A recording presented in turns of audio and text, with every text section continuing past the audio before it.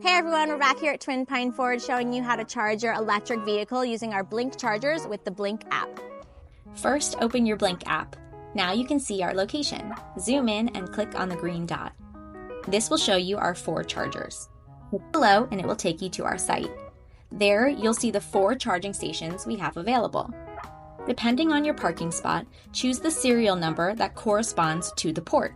For example, I've currently parked at port number 1 with this serial number, so I will use this charger. Follow the prompt on your app. Plug in your charger, wait for the click, and for this button to illuminate. Your app will then show you your charge time, estimated cost per charge, the current speed of the charge, and the energy being delivered. Once you have the charge you need, disconnect the charger, and a receipt will show up on your app.